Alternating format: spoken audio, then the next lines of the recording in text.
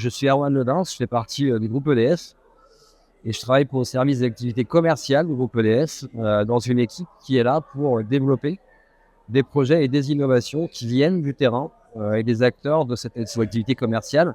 Et au quotidien, notre activité, c'est quoi? C'est d'animer ce réseau d'acteurs, d'une part, et d'autre part, c'est de développer très concrètement des projets de manière très opérationnelle, en allant sur le terrain avec eux vers les clients pour faire avancer les nouveaux modèles.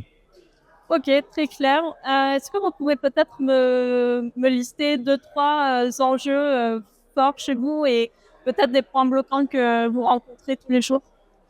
Alors, un des gros enjeux chez nous, et je parle souvent de carburant, c'est d'avoir des idées, d'avoir des projets, c'est d'avoir des propositions qu'on puisse pousser, faire émerger.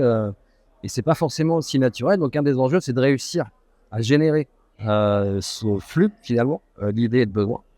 Je veux dire, c'est l'enjeu principal pour nous.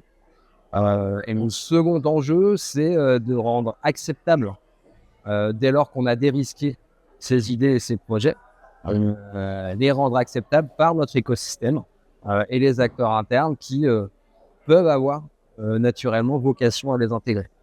Et la problématique principale aujourd'hui, elle se situe là, parce qu'il est assez compliqué de trouver le bon ajustement entre ce qu'on évoquait ce matin, c'est-à-dire l'exploration d'une part, l'exploitation de l'autre, qui est un processus, mais qui est un processus assez douloureux, Assez humain, finalement. très humain.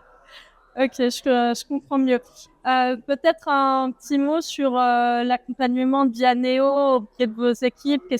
Voilà, quelles sont les valeurs ajoutées pour vous de Vianeo? Alors moi, Vianeo, aujourd'hui, j'ai testé la méthode de la Marelle sur un de mes projets avec l'équipe projet.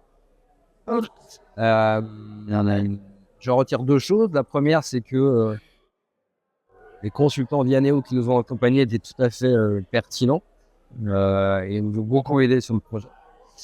Et la deuxième chose, c'est que la Marelle est une méthode tout à fait intéressante dans le sens où elle intègre plusieurs dimensions de plusieurs méthodes. Donc ça permet finalement d'avoir l'essentiel à un seul endroit. Après, et c'est pas une critique, ça reste une méthode. Et un de mes partis pris à moi, c'est qu'il ne faut absolument pas s'attacher à suivre les méthodes. Donc je prends ça comme un fil directeur qui peut être utile, qui parfois est nécessaire, mais qui en tout cas est très bien conçu. Bah, un cadre pour sortir du cadre, dans ce cas-là. En tout cas, il faut pas se faire enfermer par le cadre. Voilà. Ça marche. Bah, merci beaucoup, Erwan. Et puis, je vous laisse profiter de cette journée du club. Merci Emma, avec plaisir.